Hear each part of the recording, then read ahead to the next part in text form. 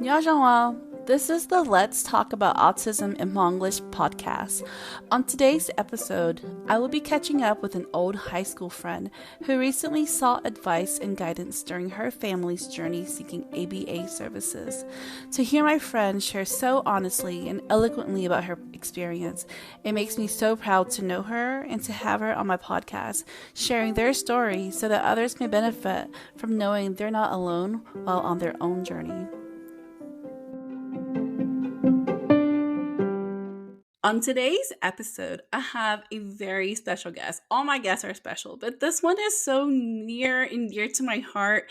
When I started the group about 2 years ago, I ran across a familiar face and I thought, no, that couldn't be my friend Mao from high school.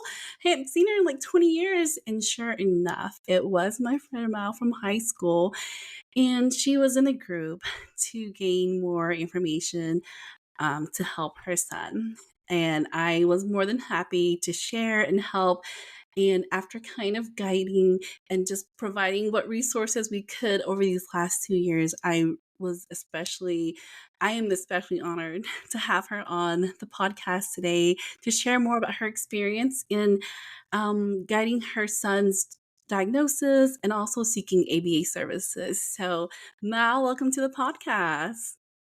Thank you, Tia. Thank you for having me. If anything, I'm the one who's honored. I'm happy that you reached out to me, and I'm always happy and willing to share my perspective and our journey. So thank you so much for having me, and I'm so glad we reconnected. It's been so long. I know, if I may say so, I feel like this just kind of shows like the prevalence of the autism diagnosis, right? We know right now hmm that CDC numbers is 1 in 39. So it's very hmm common that you'll someone you know. It's not even someone you know who might know someone. It's someone you know that would have a child who is diagnosed. And so it's just it was a very eye-opening experience for me to be like, oh my gosh, it's my friend. And then also shortly after that realizing that it also affects like family members, even closer, right, like hmm cousins. And so I think that this is just kind of a notice for all of us that you can't just simply ignore it because you don't think that it will happen to you, anyone close to you, because it could, right? And so For thank sure. you so much for just being so willing to share. And I know when we first met, you definitely had some questions about ABA, and we were able to kind of chat with you and just let you know. I mean, because we are BCBAs, we were giving you that perspective, right?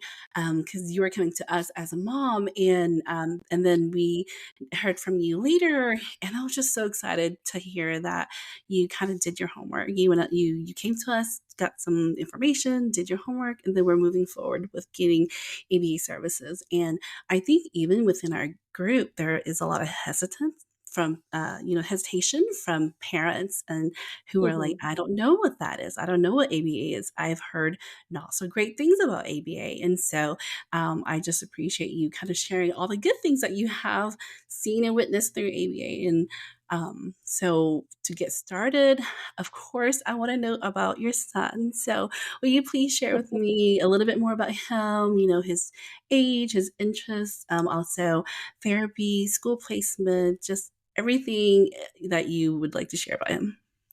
Sure. So I only have one child. My son is Evan. He's 4 years old. And he was diagnosed around, well, we suspected it so much earlier, but he wasn't diagnosed until I want to say around two.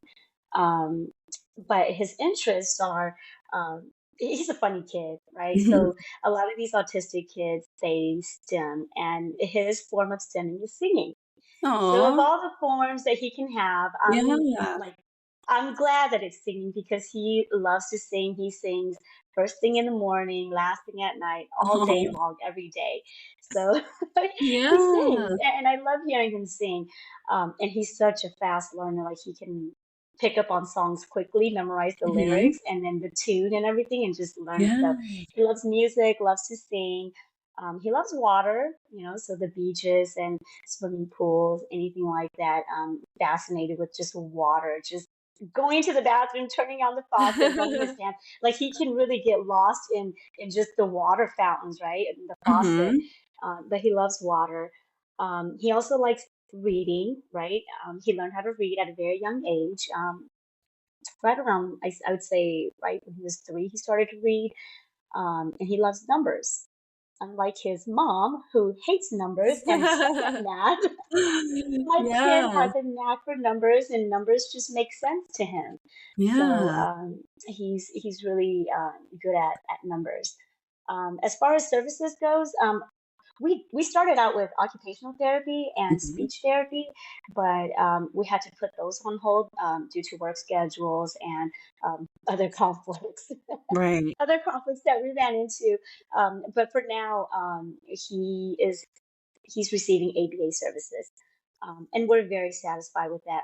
And I think because of the services that ABA has been providing, we felt that, not to say that occupational therapy and speech aren't important, they definitely are. Mhm. But I'll talk about this a little bit more too. Like Sure. ABA has been able to fill in some of those Mhm. needs for him at the clinic. So we felt ABA was sufficient. Um, so right now, only ABA, and his RBT is going to school with him. So we enrolled him in a private pre-K program, Mhm. and we went the private school route because, public schools, they don't allow for outside resources to come in and Right. support my son. So we went the private school route. So from Monday through Thursday, his RBT is there at school with him, providing services. And then on Fridays, he goes back to the ABA clinic, regular hours, just 8 to 2. So that's Okay. where we're at with him. Yeah, and I know you had shared a little bit about the placement, right, with him going to a private pre-K, that way that your RBT could go with him. And, Hmm. that's something that a lot of parents do make that decision. Maybe he needs that level of support for now, but it's not forever. So I'm really proud of you for being like, what Right. do we need? How do we make it happen, right? It's not conventional, but it works for us. It's what we need. Right. And we're very thankful for the school too, right? Because not all private pre-K programs will welcome a third an outside resource to come in to Mhm. support them. But this school is actually they've been great. Like the director has a special needs child, so she understands, and Okay. she's very welcoming. And then I just found out that last week before school started, the school invited our clinic, like the ABA clinic, to go Oh, and do yeah. like a workshop for the Oh, staff because great. they want to be inclusive and they want to raise awareness. And I'll be honest with you, like that touched my heart. I wanted to cry. Oh, I yeah. was like, I emailed the director and I was just like, thank you so Oh. much for doing this because my son is Mhm. going to be there and I want, the staff to be aware of, who he is and his condition. So, Yeah, no, yeah. that's great. I mean, it just amplifies that whole idea that it takes a village, right? Like, you Oh, can't be the yeah. mom going in there and be like, "My son, my son, my son," and then the school's like, "Okay," but then there are other kiddos, right? But when they're able Right. to open that up and train the whole staff for other families too, that's great. That's what we wanna see, right? Right. Yeah. Exactly. So you were saying, you noticed about around 2 years old or even younger, because he was diagnosed at 2, but you noticed even Right. earlier than that, that he was showing, characteristics of autism. Can you share a little bit more about that? Yeah. So, hindsight is always 2020, Tia. I And know. thinking back, right?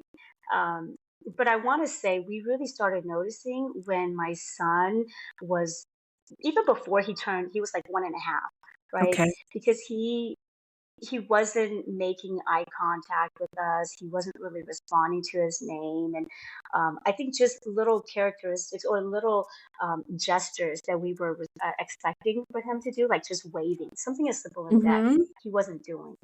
And I have a niece and a nephew who are right around 4 to 6 months younger than him, and they were meeting those milestones, Right. right?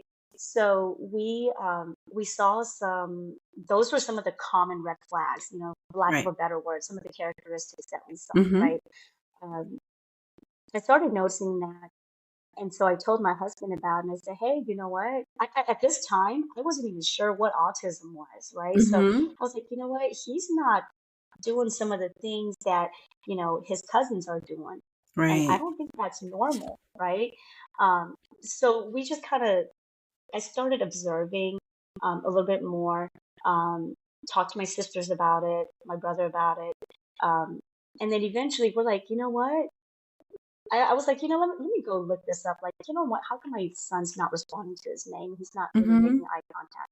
So autism came up Yeah. in Google, right? Like I Yeah. Googled it and it came up and I was like, okay, well, there's a whole list of red flags and things to look Mm-hmm. for, things to check off, right? So lack of response, check, lack of eye contact, check. He wasn't reciprocating emotions.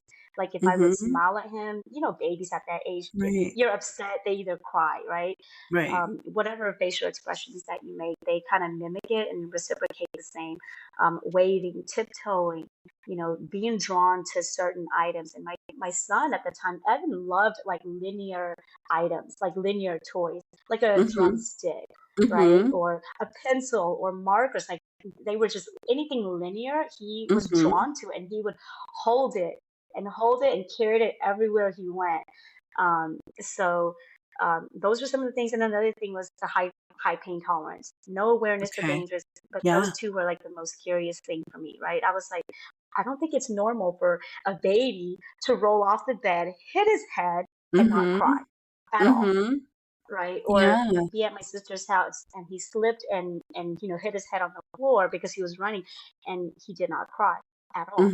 And I Mm-hmm. was like, I don't think that's normal. And so in checking it off, some of the things were, those items. So I was like, you know, 3 out of 10, 20 characteristics, maybe he's just, being himself, being a toddler. Right. But when you have a whole list, right, where your child checks off on it, then it's Mm-hmm. concerning. Yeah, It's for concerning, sure. and then you start comparing um, your child to other kids, and then you start to realize, you know what? I think he might be autistic. So, Yeah. Yeah, I mean, it's so hard because, like you said, some of those things are kind of age appropriate, right? Developmentally, hmm some kiddos do that. And then the question is, when is it autism and when is it just what infants or toddlers do?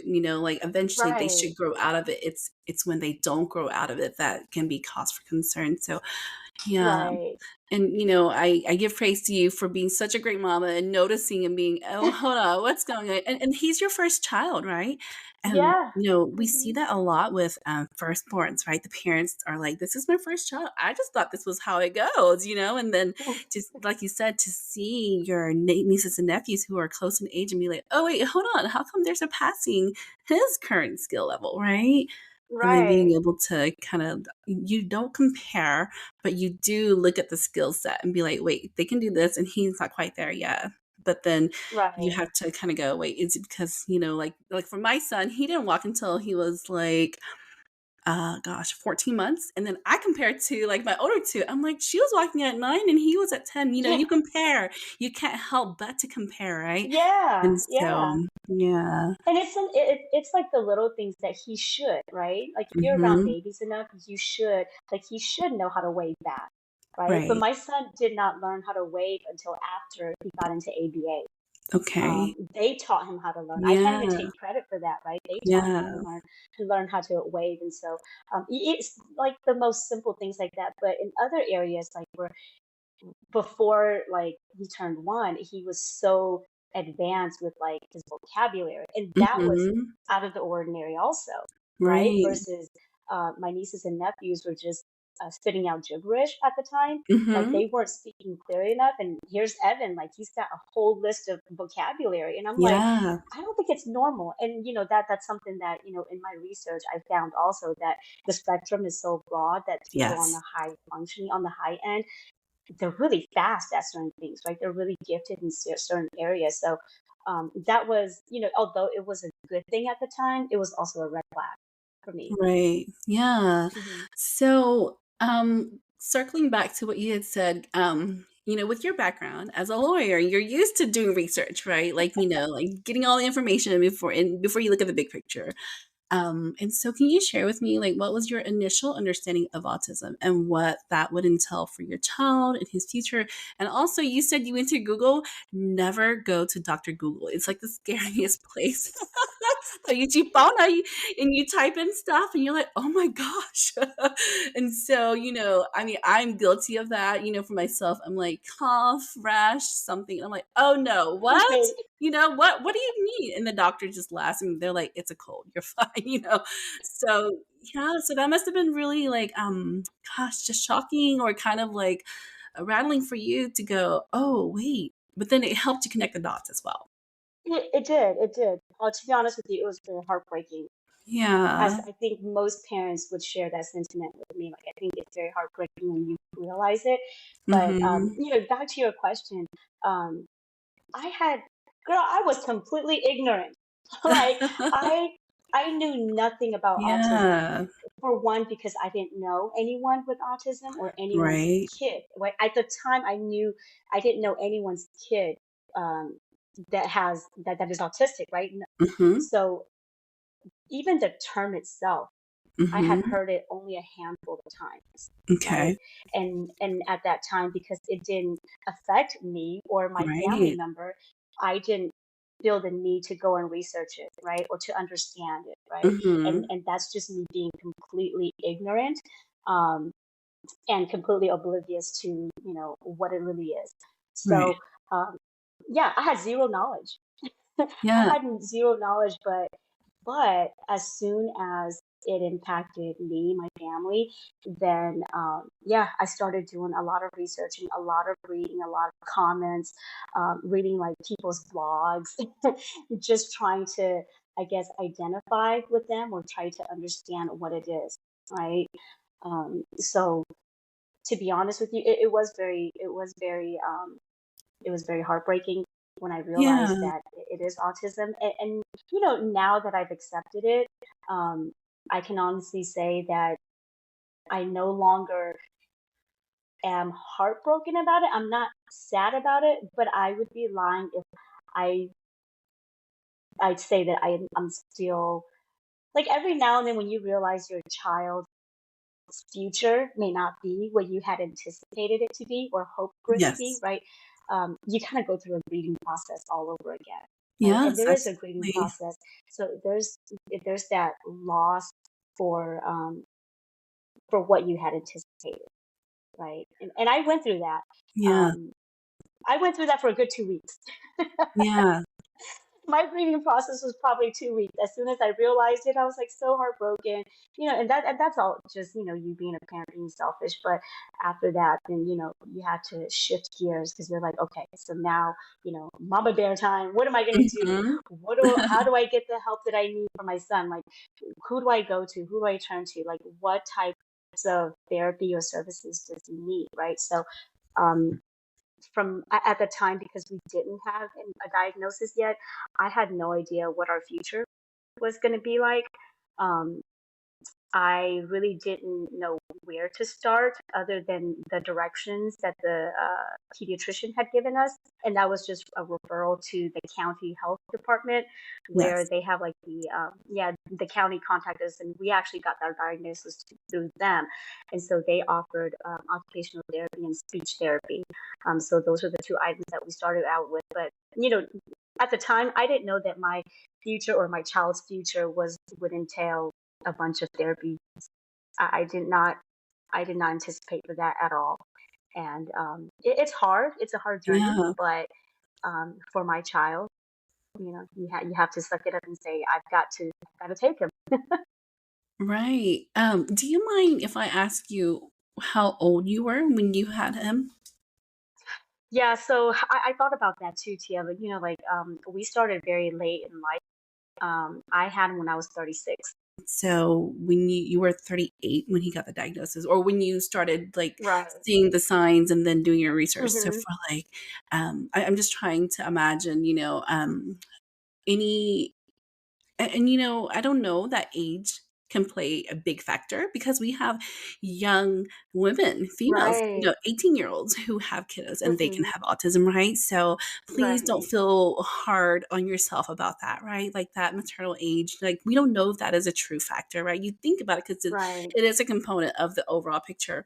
But I'm just thinking too, like, I admire you. I just I feel so lucky to call you a friend, and I just think it's amazing. Just to think back to like high school, where I'd be like, my friend Matt's a lawyer, and just to be like, okay, but even with all that education, right, and all that experience, like, to that autism was on your radar, right? Like you didn't know At about all. it and didn't know what that entailed and everything. And then you have your child in in your 30s, and you're like, oh my gosh, I'm rediscovering this whole thing that I had no idea about. Like, did that feel Hmm. kind of like just It was overwhelming. overwhelming? Yeah. Yeah, it was overwhelming. It was a lot of emotions mixed in one, right? Number one, overwhelming. Number two, just the sheer lack of knowledge. Like you felt so, I hate to say it, but I felt so stupid, so detached from the Mm-hmm. world, right? Because this is Yeah. something that is actually very common. It was heartbreaking to accept. It was a lot of emotions. Like I said, cried for 2 weeks. Every Oh. time I talk to my siblings about it, I was like, oh my God. I was like, I did not think this was gonna happen to me, like why me? And then a Yeah. lot of like self-blaming, like you said, like you go back to your pregnancy stages and you're like, gosh, like, oh my goodness, like I had so much coffee like before I knew I was pregnant, or like I Right. took so much Tylenol, or darn, I had like a glass of wine and I shouldn't have. Those types of things come up and you're like, what did I Mhm. do wrong? And my husband and I would talk about it. We're like, is it because we had him like late in age, because he was 38, I was 36, like you start to like try to figure it out, and then you Right. learn through my research, right? There's no definite answer, Right. right? It could be genetics, right? There's like talks about that. It could be genetics, or Mhm. it could just be just random. Um, but I have no idea. So yeah, a lot of emotions Yeah. altogether. Still to this day, to be honest with you. Yeah, and that's okay. That's like you said, it's the grieving process, right? What are there like 5 Hmm. stages of it, and like it's not linear. Yeah. You go back and forth, and it Oh yeah. lingers. I don't think it ever really goes away. But I'm just really proud of you for going, okay, what do we do next, right? And I Oh, think that kind of segues to my next question is like, so you mhm. started OT speech, but then you were like, wait, there's something else. There's this thing called ABA. And then when you did your research, what did you find? And what what kind of questions did you have? Concerns, questions? What were your findings on this ABA therapy that was being put out there? That if your child has autism, ABA therapy is a potential treatment, or a form of treatment for them. Right. So what sparked me to look is was my son was receiving occupational therapy and speech therapy, right? So occupational therapy kind of hones in on his fine motor skills, right? Helping him to do things and do it, I guess, appropriately, right? And then Yes. speech was helping him to, be able to help communicate, or expand his vocabulary, or expand his, just his ability to communicate, or ways, right? Discovering ways to communicate.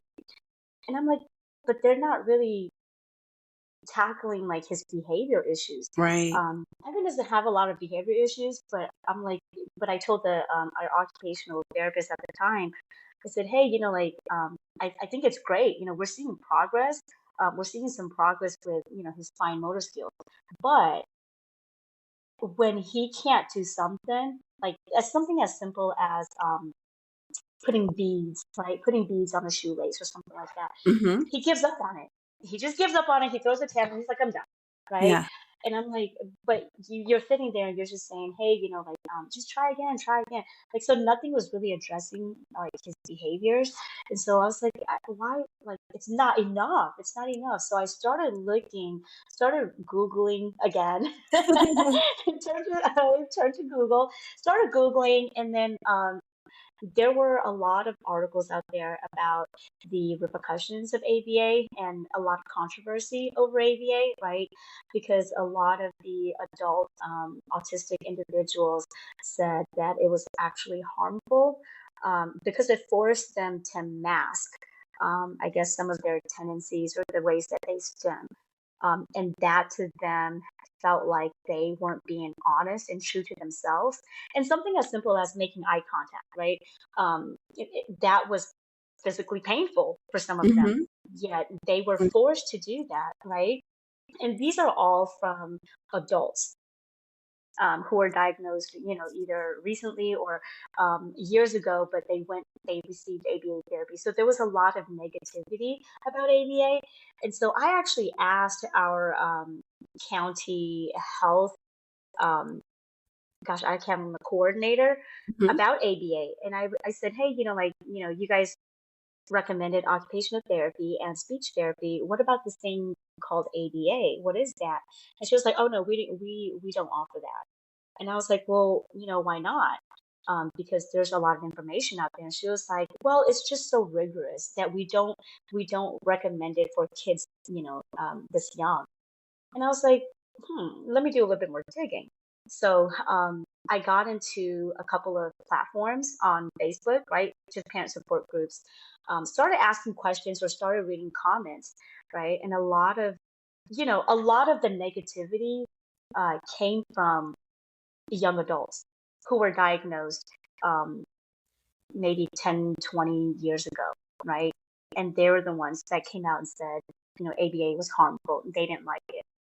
But parents like myself came on there with little kids and Mhm. um, they would challenge that, right? um, they would say, hey, I know you say it's harmful, but my child has been in ABA and we've seen so much improvements. It's working for my kid. He's doing, XYZ. He's managing, he's communicating, he's able to do this. Like his temper tantrums have decreased. We've seen so much improvement. So I'm like, okay, so that's weird, right? You have adult autistics who are combating it, right? And then you have parents who are saying who are advocating for it. So I'm like, well, you know what? Where do I fall in line? I'm a parent, so if these parents are saying that it aligns, I mean, it works for them, then let me do a little bit more digging. So I did some research, and apparently 20, 30 years ago, ABA therapy was a little bit different from what it is today, right? Today, like for my son, I can only speak for my son's experience.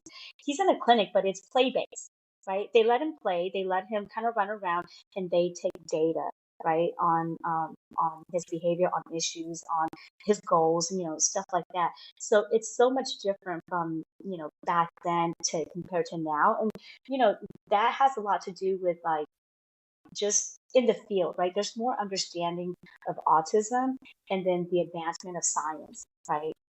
Just collecting data. What is it? What are we really looking at here? So I think that to me kind of expelled the negative feedback from the adult autistics, I guess I would say, because if it's working for some of the parents and they're seeing progress in their child, to me, I was like, I'm going to go ahead and put my child in here too. But I still wasn't sure, and I didn't know anybody, right? I didn't know anybody in the field. I didn't know anybody who had kids who received, ABA therapy. So that's when I had seen a post on Facebook, and they directed that person to Othao, and I was like, you know what? I'm going to check out this page, and luckily enough, I found you guys, and I'm in, and um, just did more research as we started talking more about ABA therapy, and I found comfort in knowing the type of services that they would provide for my son. So we tried it out, and true to its words, true to the parents that I talked to, it's been extremely helpful for my kid. Yeah, I mean, I think you hit the nail on the head, like the science itself. And that science is ever evolving, right? It can't just be the same thing So yeah, what was your approach to selecting your ABA provider at that point? So I'll be honest to say that you guys, the feedback that I got from you guys did answer a lot of my questions, and I was very thankful. And the feedback that you guys gave me was extremely helpful when we started searching and calling around for clinics and stuff. And one of them was just like insurance coverage. Like, hey, are you guys in network? Like, Oh, I didn't right. even think about that. Yeah. And I remember when Mary was like, hey, call your insurance company and ask them, like what types of coverage. And I did that. I called, and luckily we were very fortunate to have extremely, like really, really good. We were very blessed with really good coverage because they covered 100% of the ABA Wow. services, 100%, no deductible, no copay whatsoever. Mhm. So I was like, okay, that's good. Now I just need to find a place, right? So there were a couple around here. Um, some of them we could not because they were kind of out of the way for us. And then the one that I talked to you guys about, I was like, hey, you know what? Let's take a look at this clinic with me. Give me your thoughts. And you guys took a look at it. We read some of the reviews, and I'll be honest to say that the reviews weren't the best, right? But what helped me pick that clinic was, like I said, to be honest with you, in this whole process, in this whole journey, I have learned to open up to complete strangers. Like, Yeah. Mika people, who did you follow? I'll just message Mhm. them, like on Yeah. Facebook, right? You go into these Facebook parent support groups and you start asking questions because um, you need some sort of guidance, right? So Yeah. I just posted. I posted out there and I said, hey, um, new to this, child, recently diagnosed, looking for ABA services. What are your thoughts on this clinic? And we got a lot of feedback. A lot of people actually responded to that post. But there were a couple of parents who actually reached out to me personally, right? Mhm. And I remember specifically one parent told me, she was like, now do not be, I know it's a lot to take in right now, but don't be concerned because despite what everybody is saying about ABA therapy and about this location, I can honestly say that when ABA is done correctly, you will see, right? You will Right. see the impact and you will see progress. And she said that she saw that in her child, who was very similar to Evan at the time. So she talked about her characteristics. So I was like, okay, that's one parent. And then another parent, contacted me and reached out and Mhm. said, hey, you know what, my child is here, and we've only had good experiences. So like you said, like not everybody is going to have the same experience with the same, you can have the same BCBA, the same RBTs, but your child's experience is be completely different, right? Oh, And that's yes. another Yeah. perspective that a parent gave me. And so I had like maybe 5 parents reached out to me to say, Wow. we have good experiences here. My child has been thriving. Give it a try, and you never know, right? One of the main concerns was the turnaround rate, right? A lot Yes. of RBTs, they're great, but the company itself, they have a lot of issues. A lot of people quit and, they just quit and they jump around. Well, I did my research too, and turns out that in this industry, Yeah. that's kind of what people do, right? Just like any other industry, right? Number one, people are going to go where the money is. Yeah. So if your clinic doesn't pay well, and then one next door pays a little bit more, right? The RBTs Mhm. or even DCBAs, they're going to jump, right? Or if the environment doesn't mesh well with you, you're going to jump, right? So it's kind of it's a revolving door everywhere, right? And when you've been in corporate America for some time, you start seeing that not, attrition is just inevitable, to be honest. Yeah. So um, I actually toured. I called the clinic. I toured the clinic, and that's something that you guys suggested, which I really Mhm. appreciated because I didn't even know that was an option.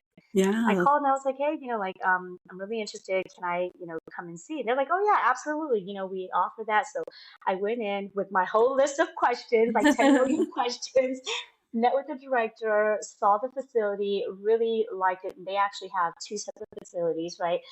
So one for like, as in one for the younger kids, or kids who are on the lower end of the spectrum, and then you have those, and then you have another building where it's basically a prep course. And that prep class is to help prepare kids to go to school, whether that be pre-K or kindergarten. I saw both of them and I was like, oh, this is really neat. Like Mhm. they can, my child can start here and then eventually shift here, and then they're really Mhm. going to help them. So I thought that was really neat, that they provided that program, the prep course. So the feedback from the parents, my tour my tour at the clinic itself, talking to the director, um, and then them being in network. And then what topped it off was the location, right? Location for me, basically, literally around the corner from me, 5 minute drive, and then it's less than 10 minutes from my office location. Yeah, So nice. location was also a thing, but um, the one thing that really made me feel comfortable, and I don't know why. Kupai, right? Kupai, Mhm. a lady came out and she talked to me. Mind you, this is like COVID, right? This is during Mhm. COVID. Everybody's still masked up, and she came out. I'm like, okay, well, she's short too, but Mhm. I couldn't tell her ethnicity. Mhm. Talking back and forth, she gave me so much information, and then she goes, "Oh, well, let me give you my card." She gave me her card, and she's Hmong. Người Yeah. Hmong chưa? So, Uh-huh. của bao tình yêu Hmong này, it gave me comfort in just knowing Oh. that this place is diverse. And I met some of the staff members also, and it was a diverse group, right? It was a diverse group of people that I talked to, and that, as a minority, that makes me feel good, right? Yeah. It makes me feel comfortable. And it's just, "What the mong or hold it, hold it." And I'm like, oh Yes. yes.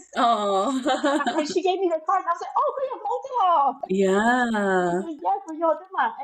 And she's young, right? She's around our age, and I was like, that's great. Like I did not know that there were Hmong adults or young adults that work in the field also. And so Yeah. she was like, yeah, Yoma, about like I think a year or so when she said Mhm. that.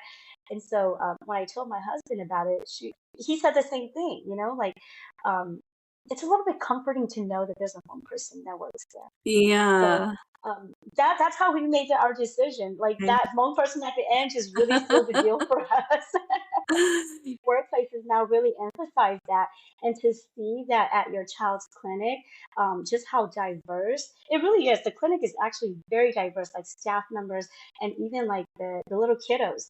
At the clinic, it's extremely diverse. Mhm. So I'm really happy that I'm really happy with this clinic, like how inclusive Yeah. they really are.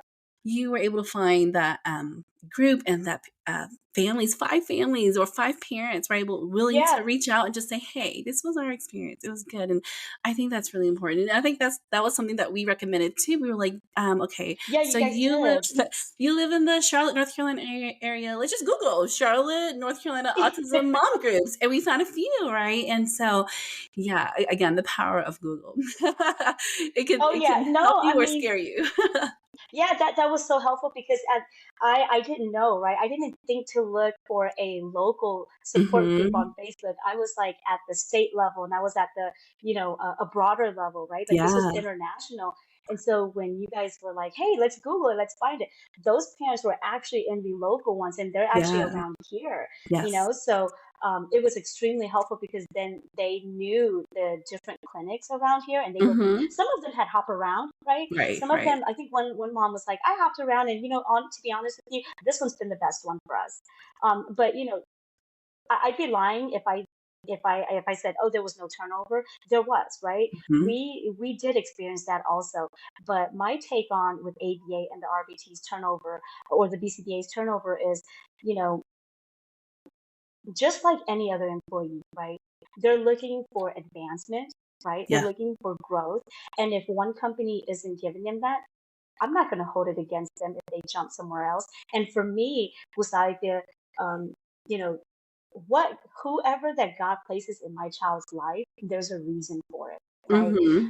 If this person has spent his or her time with my son, that was all the time that God had anticipated for my child, and he or she did what he could at that time. So now that person is moving on, and my child's going to be with someone else.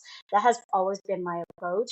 And so all the RBTs, I have to say, knock on wood, we've been extremely lucky to have some very genuine, very caring RBTs and BCBAs that have come through. Um, every single one of them, I have a good relationship with, and I'm one of those moms that will stay behind and talk to them and like, hey, Mhm. what happened, or and they'll give me like a whole, a summary of what he did, what happened, and stuff like that. So, despite the turnovers, um, we've had great. We've only had great like RBTs and BCBAs, and I still keep in touch with some of them. Aw, I yeah. tell them all like before they leave, I'm like, before you're gonna leave, I know you're not supposed to tell me, but please just let me know. Like if you're gonna leave, just let me know because I just want to thank you. Oh, And you're so I know sweet. I usually give them a card and a little something, Yeah. just a goodbye gift, and keep in touch with them.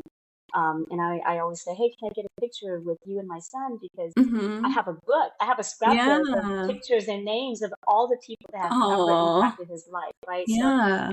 I always do that with him. And like I said, the turnover is there, but it's how you perceive it, right? It's all Right. perspective. And also to hopefully, give you some comfort.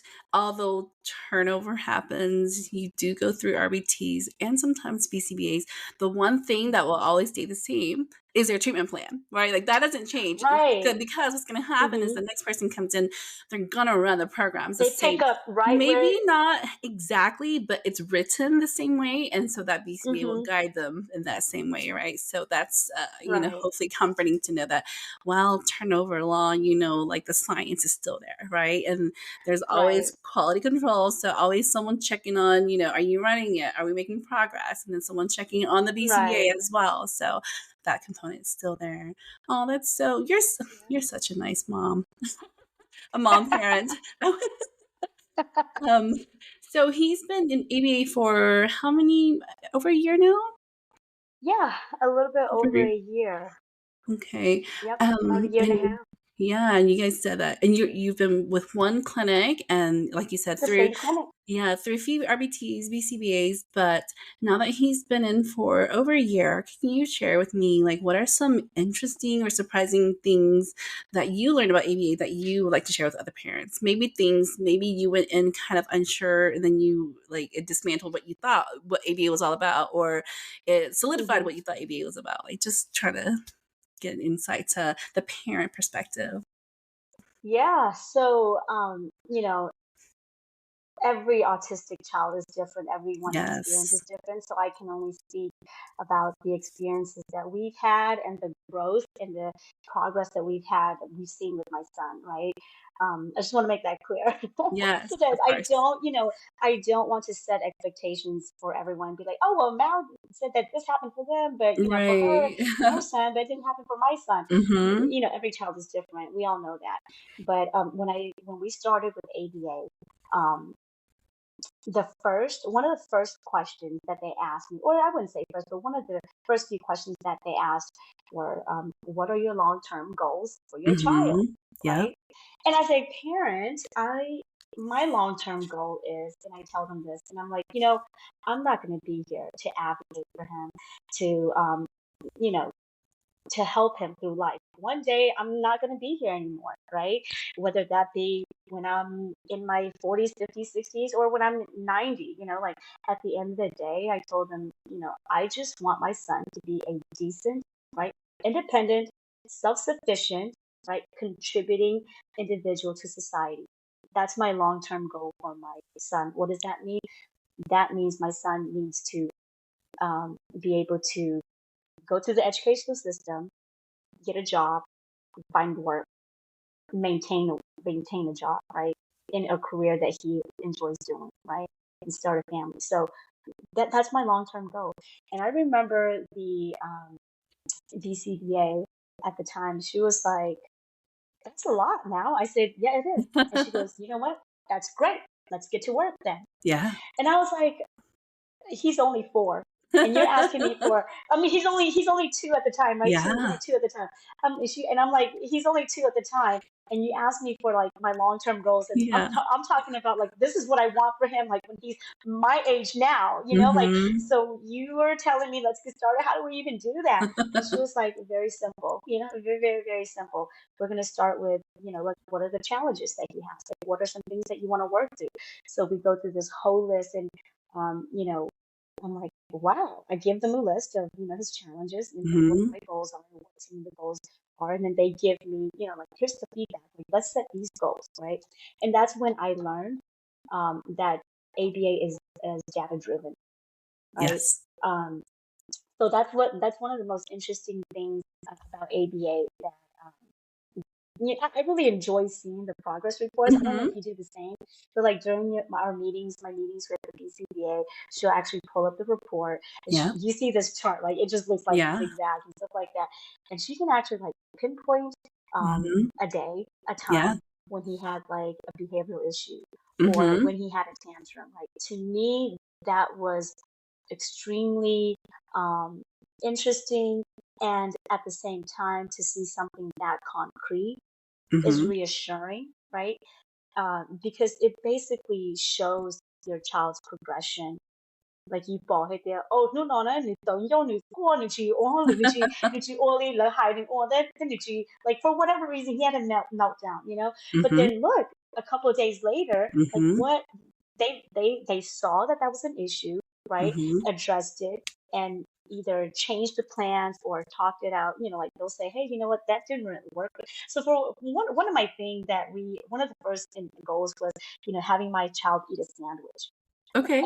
Because you got a sandwich at all. Like you know, like no mall, JJ with guy, right? And Uh-huh. no meat. Like that's what he likes, and that's what because he's such a picky eater. So one of Okay. my things with him was, he's gonna go to school eventually. Like it would make my life so much easier if he would just eat a darn sandwich. Yeah, yeah. So they actually like started working on him with that. And let me Okay. tell you, this kid will cry bloody murder Oh. whenever we present a sandwich to him. This means you got no at all, right? Mhm. And I don't understand why either because he's a carnivore, but that's a whole that's a whole different topic. So one of the goals was to have him to start, trying it, right? And so they started taking data on it, and they were like, oh, like just presenting it, just leaving it in his presence, he's okay with it. But the minute they told him to pick it up, like you can see the zigzag, the data Mhm. going up and down, and I'm just like, what is going on? And they're like, we're just gonna start really, really slow. So they had Mhm. to like, roll it back and kind of say, hey, let's try this again. Let's just kind of leave it in this area for a couple of, and I'm telling you, a couple of weeks Yeah. to where he got comfortable. And it Yeah. took a couple of weeks for him to get comfortable. It took him a couple of weeks to be willing to touch it, like Yeah. literally touch it. Eventually pick it up, right? Pick it up to play with it. Eventually kiss it. And that's all the data that you're able to see. To me, Right. like I said, I just love that. I love that about ABA because you Yeah. don't see that with occupational therapy or speech, right? So that's one thing that I love and that really surprised me, really interesting to me. Um, and the other things were, just how effective ABA has been for my son, right? Just following instructions. Mhm. Um, we couldn't do that here at home with him, but he went to the clinic, and for whatever reason, he's able to do it. Same thing with drinking, something as simple as, parents with neurotypical children don't realize how easy they have it. Yeah. Something as simple as drinking from a straw, we struggle Mhm. with my Yeah. son. Um, and they had to implement a goal for that, Mhm. get him used to drinking out of a cup with a straw. Um, so just how it's just been so effective for my son. Um, and that those are like two things, right? But there's Mhm. a host of items that we saw um, that helped my son. Yeah, no, I love hearing that. During my parent meetings, I'm always like, look at this graph. It's high, it's low. Don't worry about the low. And something else that I talk about too is, the behavior data. So if we see a high increase in data and then low percentages in performance, it's like, well, obviously, right? Like the correlation is they're having a lot of Hmm. behaviors. They're not going to work very hard for you. So parents get really discouraged, but they're like, but let's look at the data. And like you said, over a few Right. days you see it go back up, so they didn't lose that skill, or it wasn't that they weren't able to learn it, they were having a lot of behaviors.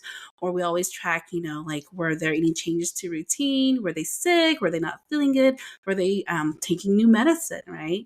Any introduction, Yeah. because consider all the different variables that could affect the data, but you wouldn't have the data if they're not taking that data, collecting data, right? So it's very data driven. Yeah. So yeah, no, I love to hear that you were really happy with the data and Yeah. did you I guys? really like Yeah, enjoy yeah, seeing it. I like watching it. I like, just them showing me, hmm, narrowing it down to certain goals and just yeah, seeing like the progression. Like I said, something is so concrete that we can actually see and say, oh, okay, this is where he is. right, So I really enjoy that. And not only that, like for parents, now yeah, like our older parents, 佢老 hmm, 細講啦, they think, oh, 就都攞晒爸爸啦，你有條 hmm, she said papana. But like you said, previously, no, the RBTs are taking data. They're like hmm, documenting every single thing, yes, and um, it's even hard for them to catch a break, right? Because right, you never know what these kiddos are gonna do next, but you have to document it. So, um, yeah, I really like that. And I would just say to parents, like if your child is receiving ABA, take time to listen and to watch, right? Because the feedback that I got from our BCBAs is parents really don't like looking at these progression data, but I like it. yeah. So were you guys using an electronic data collection system? I think so. Yes. They have it on Okay. a tablet, and then whenever they Okay. show it to me, it's just um, Okay. I don't know, it's just a bunch of graphs. Oh, yes. I'm not trying to promote any system. There's a lot of platforms out there, but one of the ones that I'm familiar with is Central Reach, which is amazing. It's come a long way, but it's great for the parent component because I will give you a login. You can check in live as therapy's happening Oh, and see like scores being put in and see the session rolling. And so that's a really great oh. platform. I didn't know if they were on that kind of a platform, but Not for on that yet, because yeah, trust me, I would be all over that. for a parent like They're you not who's there like yet. super invested and want to like check in on your son while he's at session, be like, no, well, like, Hmm. did he, let's say he has 20 goals, he's only done 5, ooh, he's struggling today, or he has 20 goals and Right. he's done all 20 and you're only like 30 minutes into the session, he's on it, right? So you want to know how your child's doing, and that's kind of another Hmm. beauty of science, is that it's evolved over the years. I come from the paper data collection era. Oh Oh my wow. gosh, yes. I'm so glad that we've, as a field, moved toward electronic data collection. It's great for, oh my gosh, time savings for sure, but also to show parents in the moment, like even at the end of the session, graph it and be like, hey, we had a rough session. Let me show you the numbers. Let me show you the graph, right? Yeah. Or we had a great Yeah. session. We're above 80% today for all goals or whatever that is. So yeah, Yeah. I feel like we're just nerding out over data, which I love. I like it Not though. yeah, I not all really like parents feel the it. same way, so I love it. I like it. I like seeing it. It's just for me, like I said, you ball, right? You Right. ball. You just think, okay, how's my child doing? But when they have Mhm. data like that to show you, you're Yes. like, oh, okay, so there has been improvements, right? Right. Um, Another thing I want to say too, Tia, on this topic is how ABA for us has been more uh, effective than speech and occupational therapy. And one of the reasons, aside from my schedule, one of the reasons why we kind of stopped with OT and speech is because we were realizing that ABA was also able to provide that, right? Because, like I told you, a lot of his tantrums and behavior issues stemmed from his lack of communication, right? Mhm. Inability to communicate effectively, to use functional language to express himself, and his difficulty just doing things like with with his fine motor skills, right? And so our BCABA was able to write that into his goals, right? Yeah. And kind of write it such that it's a behavior issue because it really is.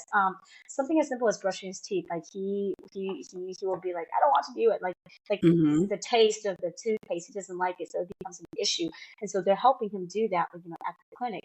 So we felt like ABA was sufficient. ABA was sufficient for the past year. Um, so we decided to stop.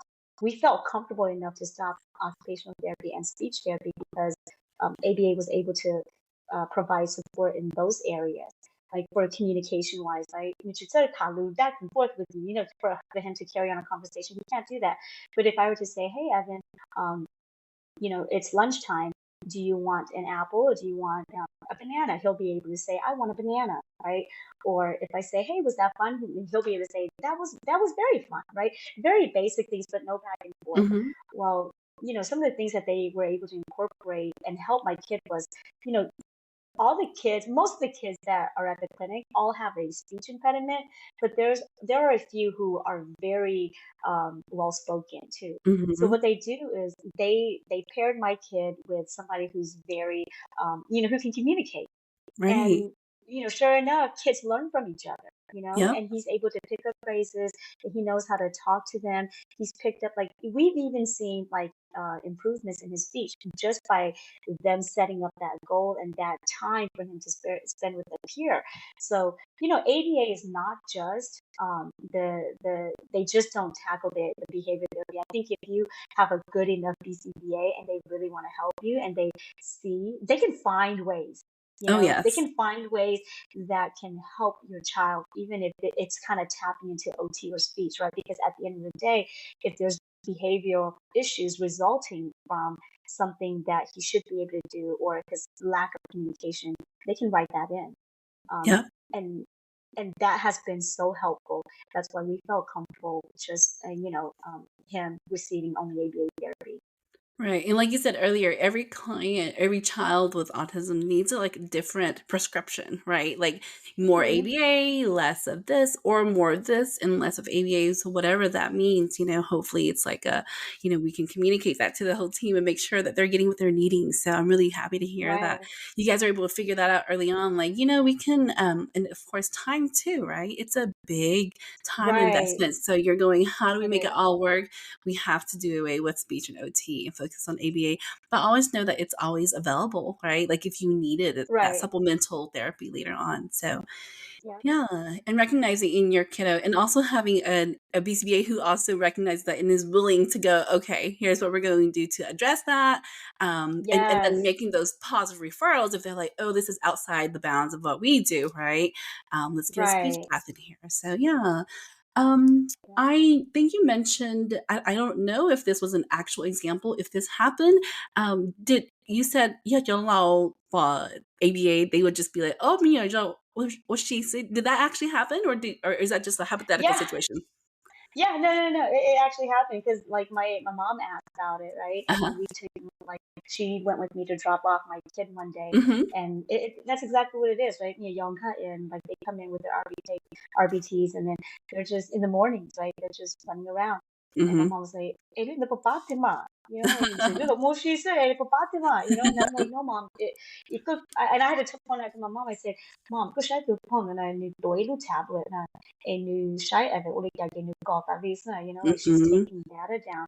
So she had their new Evan, she mom, that's she mom Mhm. at the same time, she's taking data, like things are happening and she's observing, Right. right? She's observing, she's taking notes of what's going on. So she was like, but you're mine. I said, no, it's true.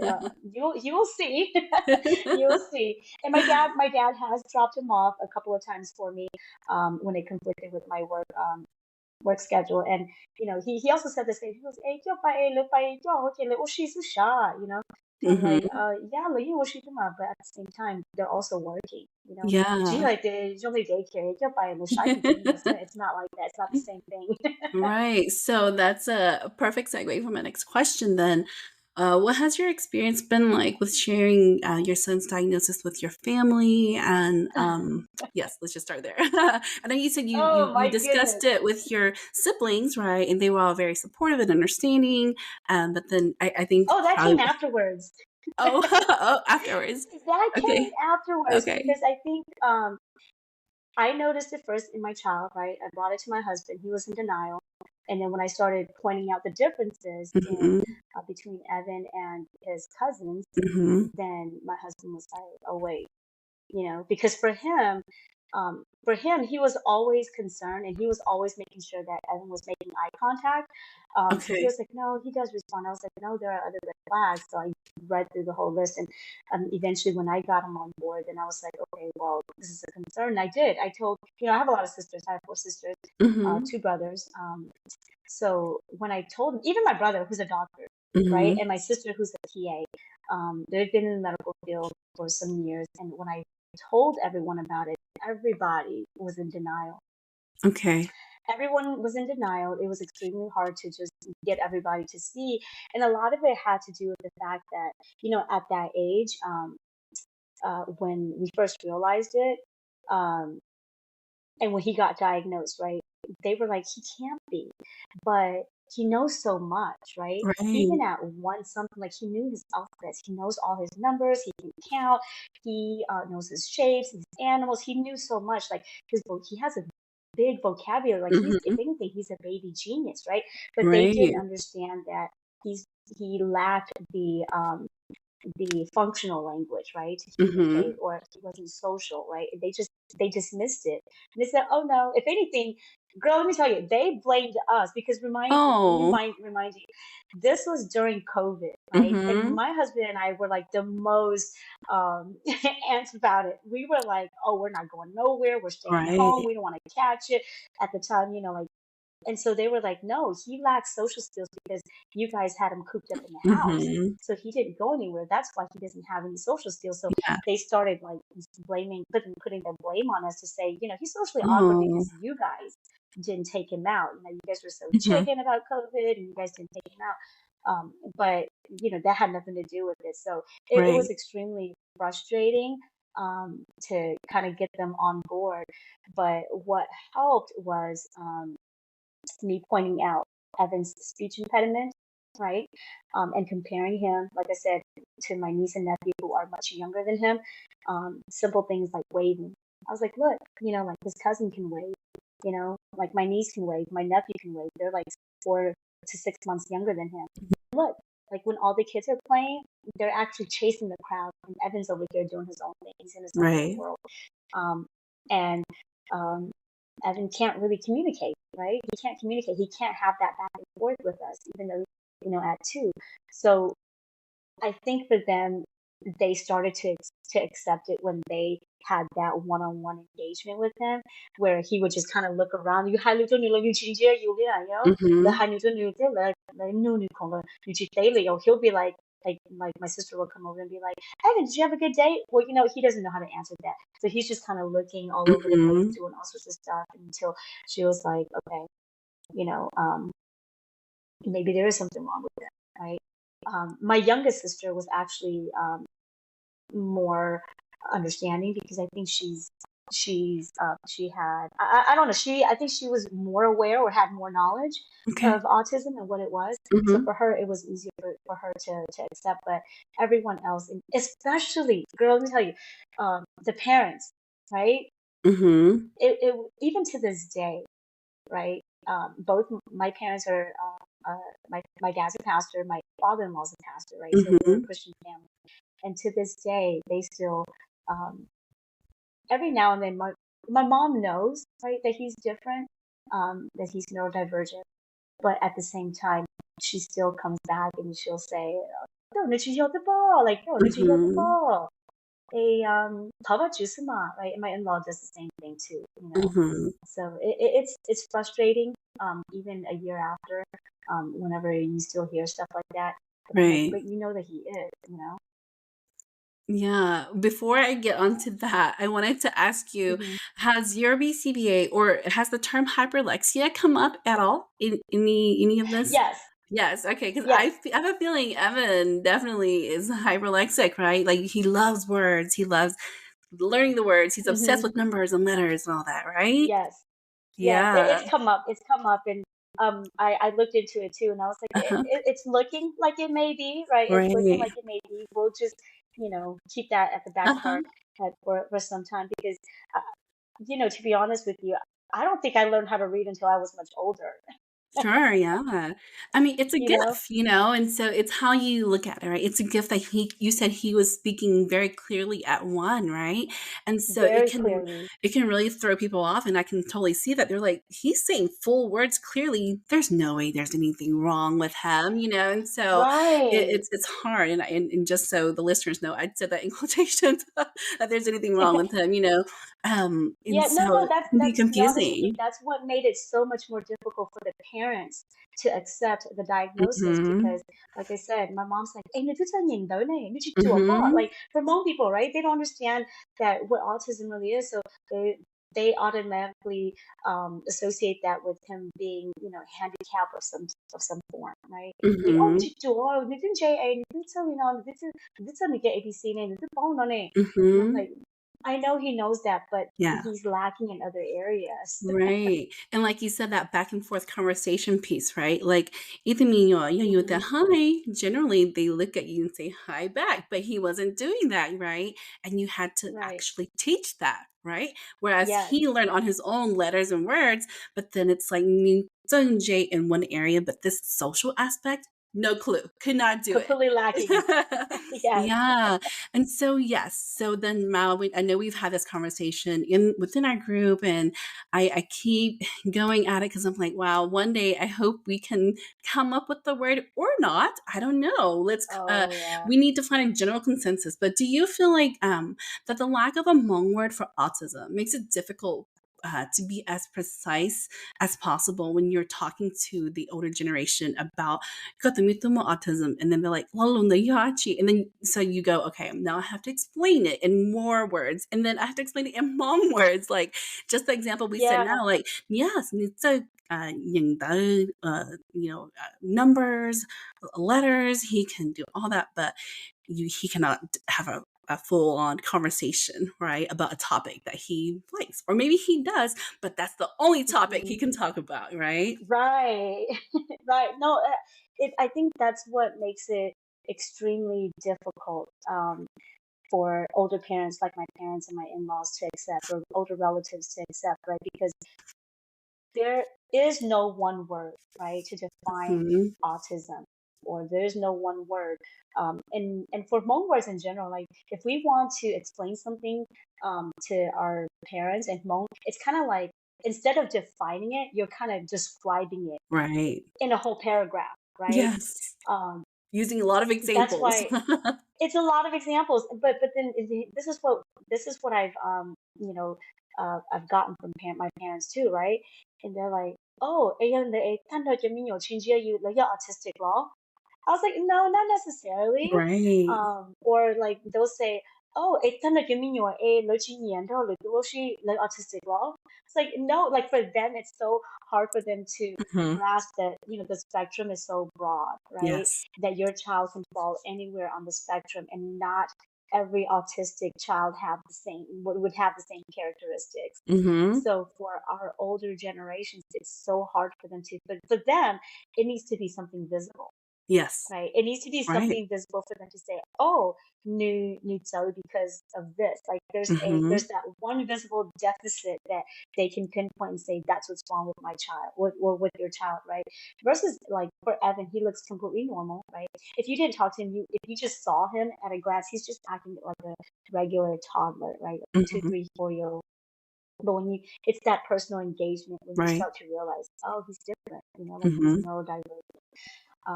But like parents and our elders in the Hmong community, it's so hard to explain to them because we don't have a word. And then there are so many characteristics that you have to describe, but at the same time, just because they're that way, they're not autistic. We have a child in our church who as a young kid, he has like developmental delays. So he wasn't talking. He was very aggressive. um, like really just straight gibberish, right? So there was Mhm. some type of developmental delay. So when we got the diagnosis, my mom was like, "Oh, Aileen, like, is he autistic too?" Right? Mhm. And now that that child is much older, I'm like, no, mom, he's not autistic. He just has some developmental delays. Because these are some of the differences. Because might knew like, and I have to point out, like, oh, but he likes, he can communicate now. Okay. He can speak in full sentences. He Mhm. engages. He plays with his sisters and his cousins, and he does all that. But academically, he's just a little bit behind, right? Mhm. So that's not he's not autistic, right? Some characteristics are the same, like they may be similar, but that doesn't make him autistic. And so my mom's just like, "Eh, hindi ko follow, I hey, yelling like, know. John Evans, only knew this and that." And I was like, "No, but he's not." So Mhm. it's just really frustrating, and it makes it so hard to, um, you know, tell our elders about autism and what it really is. Right. And I hope that we can continue to have these conversations within all of our, Hmong communities. And, my Hmm. mission is just to normalize the conversations, first of all. And then we can dive Hmm. deeper and be like, what is autism? What does it look like? What does Right, it mean? But we are not even scratching right. the surface yet, right? So Hmm. you keep explaining in your best way. You're doing a great The job and best way I know how. being so patient. And it is hard because I would say that it is black and white, but then so much gray at the same time. I mean, can you imagine? Right? Right. Because you're saying Hmm. they don't make eye contact, but wait, these guys do. Wait, and then they may or may not Yeah, stem. They may or may not perseverate on things, right? So then you're going, wait, check right. boxes here, but not really what is going on. So, yeah, it does make it difficult. Um, so my next question for you, Mal, is I know we talk about autism awareness and acceptance in the Hmong community, right? So, Hmm. what would you say to parents who suspect their child may be autistic? Honestly, I would say to parents, if you have any suspicion at all, it doesn't hurt to get evaluated, like Sure. get your child evaluated, right? There's no harm in that. If your child is not autistic, he's not autistic, right? Despite him not meeting milestones or having certain characteristics that are very similar to it. If he's not, he's not, right? But have a professional evaluate him and get the diagnosis and start therapy as soon as possible because early intervention is key. And I can honestly say that I saw it with my child, right? I've seen it with my child, and I see it with other kids who now, now that my child is autistic and I talk about it, then I'm learning that I know people who have kids who are autistic. They just never spoke about it because, like you Okay. said, um, it's not normalized in our Mhm. community, and there's a stigma, right, Yeah. in being autistic, and people don't want to, I guess, advertise their children or talk about their children because every child is precious to the parents, so they don't want to talk about it. But now that I talk about it, I'm learning. Oh, well, my cousin's kid is autistic. Mhm. Oh, I have multiple cousins who have autistic kids. And or my friend's kid, is autistic, but I never knew about it, right?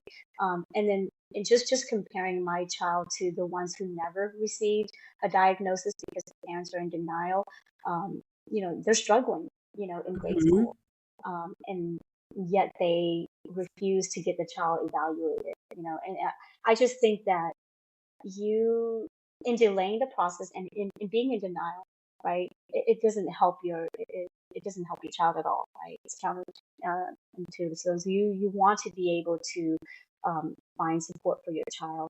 So I think that for parents, if you have any suspicion at all, you know, it doesn't hurt, right? That's one thing. Another thing is, um, if to parents, right?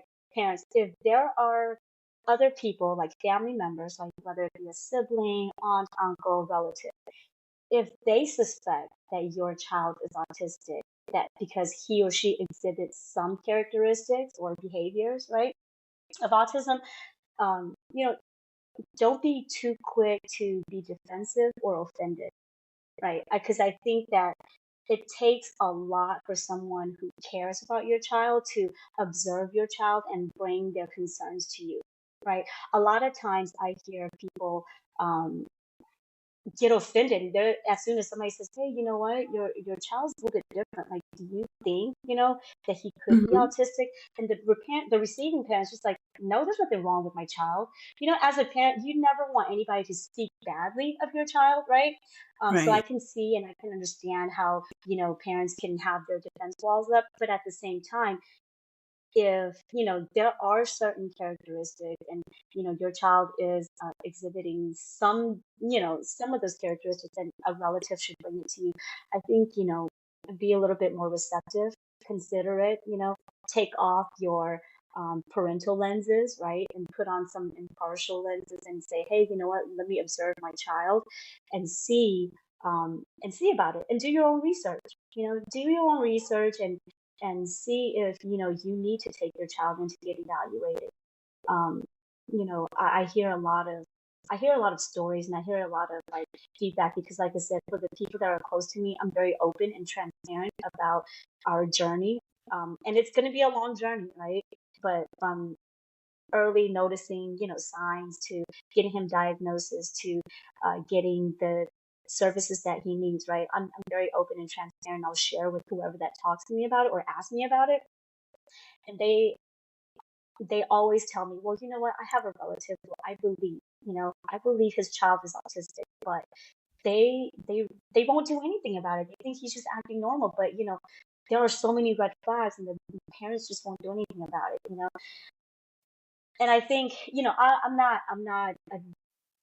I'm not a doctor to diagnose anybody, right? But if more than one person or if anybody comes to you about it, I would just say be a little bit more open-minded.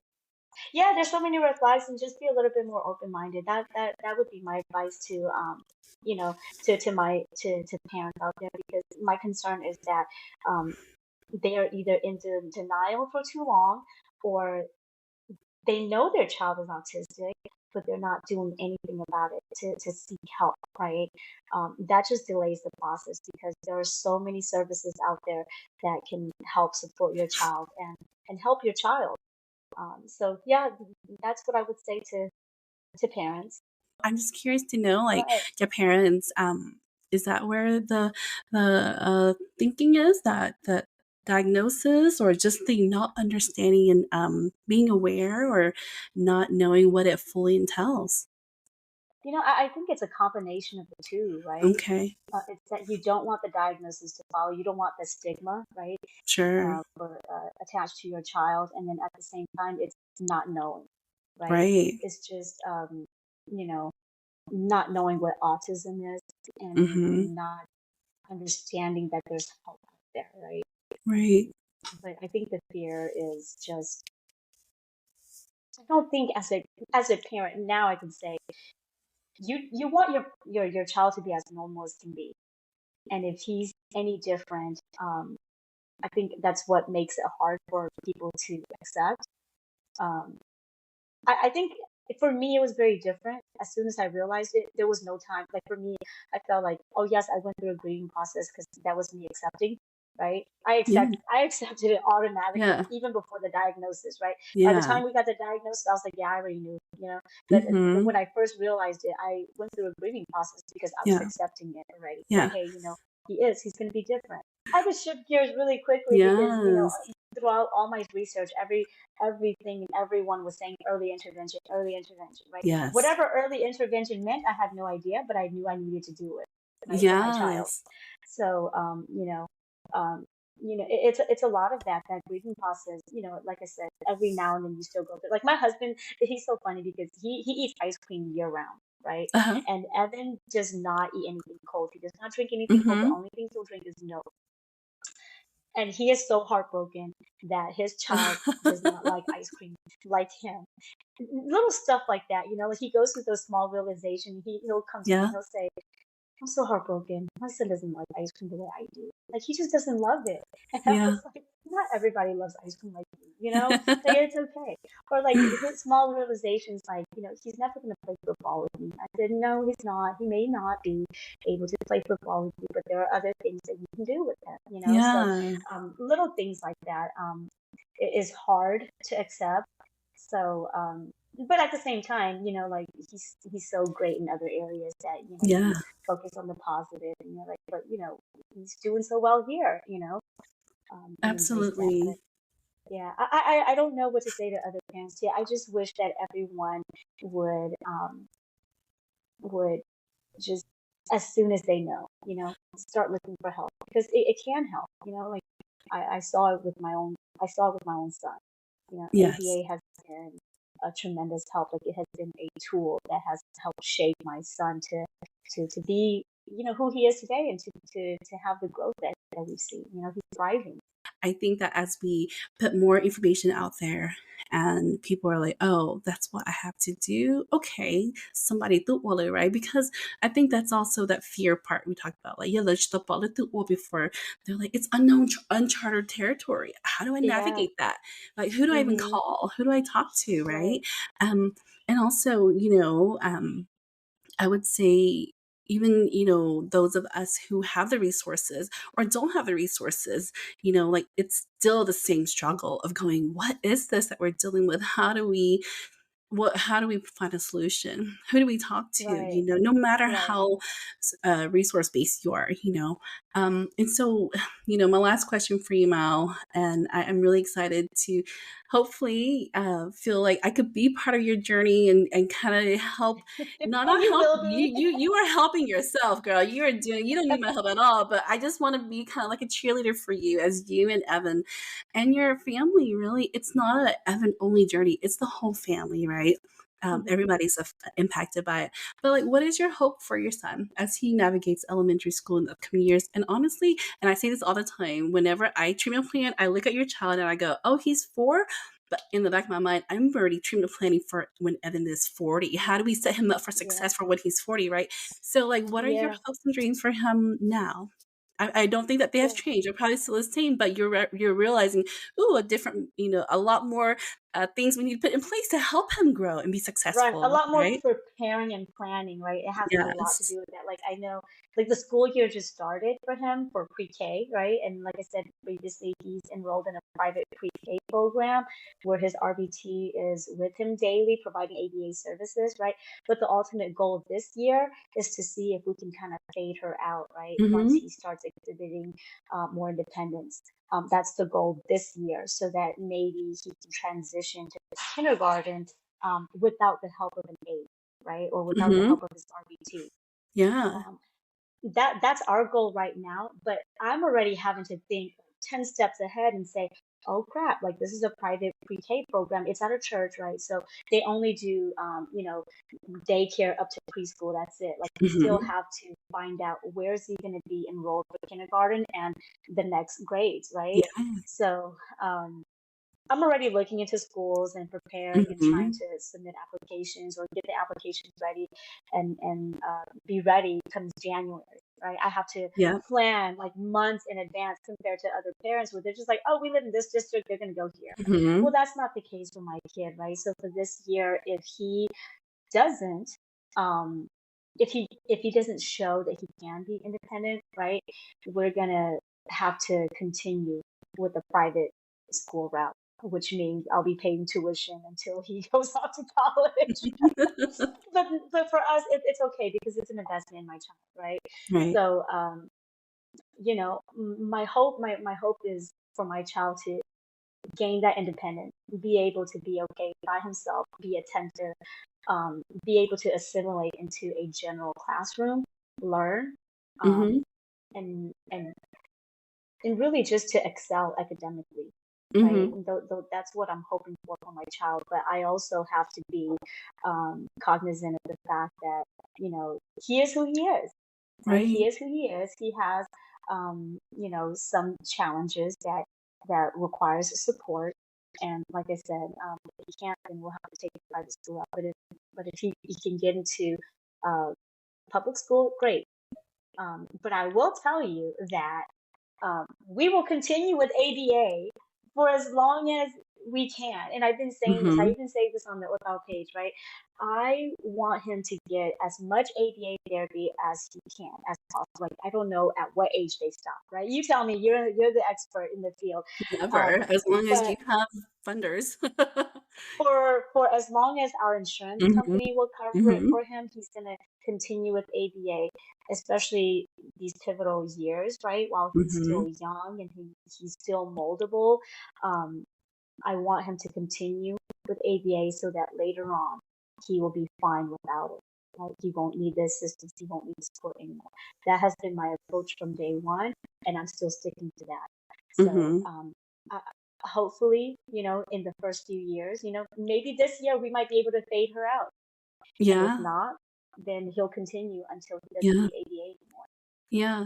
ABA changes as well, how it looks, what they focus on, Mm-hmm. and it's just so individualized, and that's the beauty of ABA, that it's all about Evan, right? It's, like, all about his Right, progress, right, and what he needs. right. We can put things on hold, introduce new things, or, you know what? Oh, he's got it speed track, to the next thing, right? And then as he Yeah, becomes a teenager, or now he's a toddler, as he becomes, elementary, middle school age, he might focus more on daily living skills if that's a something that he's right, not, showing strength in. And then, as he gets older, social skills, right? So it evolves and right, changes too. It doesn't stay the same. right, They won't always be working on eye contact, right? Or trying right, sandwiches, or they might be, I don't right. know. So yeah. You're right, right? It's so individualized because my son is the only kiddo from the Hmm. clinic that's going off to pre-K that still has the RBT with them. Most of the kiddos, whenever they transition, Hmm. they're I hate to say it like this, but they just get thrown to the Mm, public schools, right. without the aid, without support. And some of them, I had a parent who came back, and I saw her and I was like, hey, I thought, your kiddo graduated. And she was like, he did graduate, but he's having so much issues that we brought him back. And he's Hmm. going to stay here because in North Carolina, your child can actually, uh, you know, they don't necessarily have to go to school until they're 7 years old, right? Right. And Yes. what she told me was, my kid's going to stay here at the clinic until he's Hmm. 7, just Hmm. because, this is what my kid needs. So every Right. child, right? Every Hmm. plan is individualized based on, the child's needs. So for Evan, his RBT is with him at school versus everyone is at the clinic. Right. So I really like that about ABA. And like you said, it evolves, right? It changes Hmm. once he reaches a goal, which is like, yay, we're so happy. There's small little wins. Okay, what's the next goal? Right? Yeah. What else can we work on next? Right? Because Hmm. there's always room for improvement. Yeah, definitely. Well, Mal, thank you for allowing me to be a cheerleader for you guys, and a resource, and just, know that I'm here for you. And thank you for sharing your journey with me and with the listeners. And I hope that it will hopefully, change perspectives, that maybe, we're not on the path of child led and child driven, Hmm. like what's best for them. And any questions, I'm sure Mel would be happy to field any of those questions just based on your experience. And so I just appreciate you having this conversation with me, because I wonder if we just need to talk louder, speak louder, be more Yeah. forthcoming, right? And Hmm. put this more out there. And so I've shared this before, it's always surprising to me and a little unsettling when I meet new parents and they're like, we had no clue, we didn't know. And it can happen to Yeah. anybody, right? Like it was you, right? Where you were like, I didn't Yes. know about autism, and you had to learn it from ground zero, and get to hear. And so I'm just really happy to have been able to reconnect with you, and thank you for sharing your journey with me. Yes, always, and anytime. And thank you for your guidance here. Thank you and Mary. You guys have done so much, and just just flip out in general too, right? With the page, just having a platform for all of us to talk about it. So I appreciate it, and it was an honor to be a guest on your show. I appreciate it, and I'm glad that we were able to reconnect again. Yes, we'll chat soon. All right, thank Okay. you. Uh-huh.